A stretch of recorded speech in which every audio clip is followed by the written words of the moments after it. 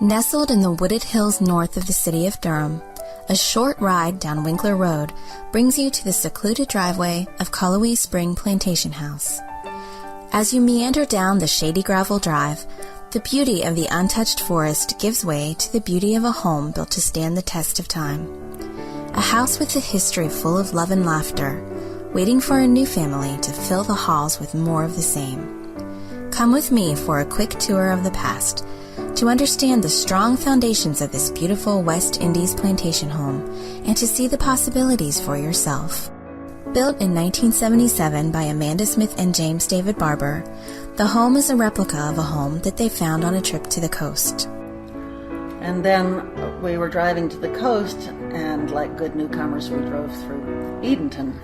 And out in the middle of a cornfield on the other side of Edenton, there was this house. And in one of those great pieces of good luck that a marriage sometimes has, we both pointed at the same house and said, "There!" Because it would be so easy for us to point in opposite directions in taste. So it was for sale. And we went in and looked at it, and it was a style that I later understood was from the West Indies.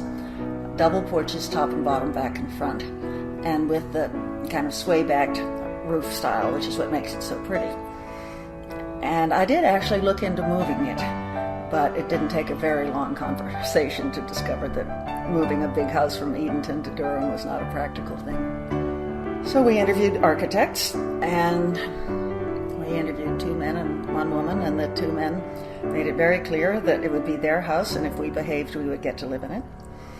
And the woman made it very clear that she would do her best to figure out what we wanted, and if it could be had, she'd do it, and if it couldn't be had, she'd say so. Her name was Dee Stanley. Now that they had found their house, David and Amanda began looking for the perfect site upon which to build. Somewhere close enough to Durham to be an easy commute, but in the country with a sense of quiet and peace. So we found this piece of land, which was the back of Frank Winkler's farm. Winkler Road was founded in the 1900s. The original Winklers were, I think, Hungarian, and they came to this part of the world to run a small sawmill. And I never knew them, but I knew their son. We looked into seeing if we could make an entrance over to Guest Road, because that seemed more direct. But it did not, in those days, turn out to be possible. Willow Hill hadn't been built yet. But I turned out to be very glad, because although it's not architecturally beautiful, it is a real community. About half the houses there are Winkler descendants, and some of the other people have lived there for a long time, and they got to be, real friends, kind of at the Christmas card level. I really was very glad to live there, and if I'd had an entrance the other way, I simply would never have known them. We got a bargain on building the house. The builder was a man named Bud Daughtry, and he was an individual contractor. He usually had 6 or 7 houses going at once, and he liked to have one that he called his fill-in house, which meant that for a considerable discount we would agree to not be in a hurry, because he said, "I have to keep all my crews busy." So we said we could live nicely with that, and we moved in 1977. But there were times when it would go 6 weeks of no action, whatever. And in fact, one funny thing happened was I had commissioned a sculpture to go in our front hall. And I said to the sculptor, "I want something that's going to sit on the hall table and be comfortable with mittens and the mail all around it, because it's just going to live there." And she said fine, and that she'd like to see the room.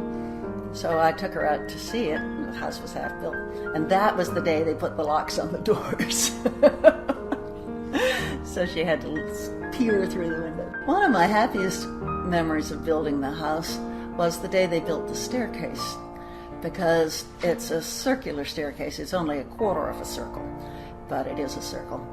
And I took a day off from work, and they gave me a ladder, and I got up on the plywood, which was all there was on the second floor, and watched them build it. It was 2 old men, and they did it all with a piece of string, figuring the angles and figuring out exactly how to do it. And I've always thought that watching somebody who's really good at their job is a pleasure in itself, no matter what the job is.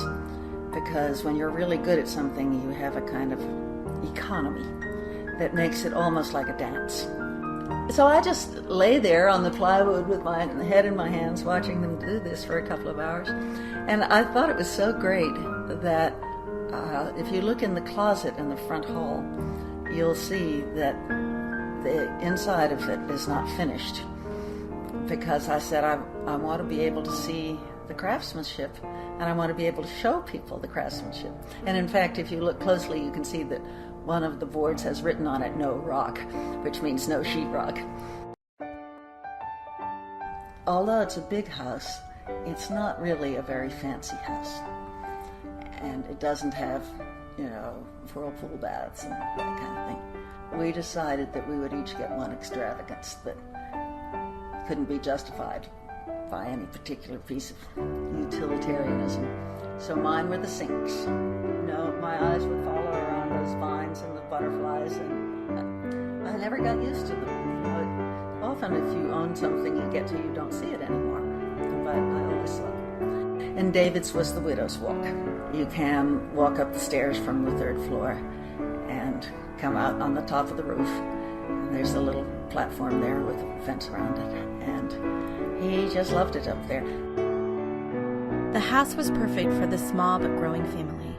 But with David and Amanda's busy careers, it was a place for friends and entertaining as well. My husband, James David Barber, was a professor of political science at Duke, and he was the chair of the department for a while. We wanted a house that we could give parties in, so we tried to design it with good circulation downstairs, and I think it does move very comfortably through the living room to the dining room and the front hall. 4 large porches extend the living space into the outdoors. All 4 are spacious enough to allow for entertaining, children's playtime, or just lounging. We wanted to have all those porches because we loved sitting outside. So the 2 porches on the front were both open, and in the back, the upstairs porch was screened in. The downstairs porch was not. We did finally screen it in when the children were teenagers. And they also learned to roller skate there and so forth, because out in the country you don't have pavements. It turned out to be a good thing to have those porches. Well, we had a particular kind of party that we liked that we called Sunday soup. I would put a couple of tureens of soup out and some bread and cheese and maybe fruit and some things to drink. And we would invite people, come anytime you like after 4 o'clock and have a cup of soup and call it a snack and go have supper, or have 2 or 3 bowls of soup and call it dinner. We'd all be sitting out on the porch, and whoever came would often just sit down right where we were. We used to laugh about, we do have a house, we do let people in the house. And the grounds are also a perfect place to entertain. And then David was the U.S. chair of Amnesty International, and he got the idea to have a 4th of July party for Amnesty. So he sent out invitations to the mailing list. And that was really fun because there were all kinds of people who had no way of knowing that you support Amnesty too?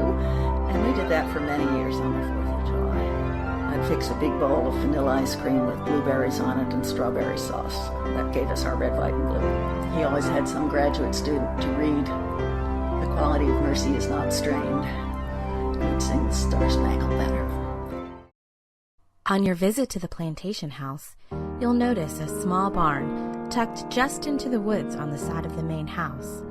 Small but serviceable, the barn was not just shelter for the horses, but also a lot of fun. I grew up on a pony farm, so it was kind of natural for me to have some of my own animals there, and then I taught both the children to ride. There's a barn there, which has got the same nice roof line as the house, and that peaked roof line gives you a much bigger 3rd floor than you think you're going to have. The barn is very strongly built. It's not as big as is fashionable nowadays, but it's plenty big enough for 2 horses. Got a nice big hayloft. Both of my children managed to find a friend who also wanted to ride. I started out trying to give them riding lessons, but I thought it was important for them to do the work themselves. And I would just sit on the end of the porch with a manuscript or whatever I was working on. They would get the ponies in and brush them, tack them up, and get everything all done. distracting each other like crazy. It would take them an hour.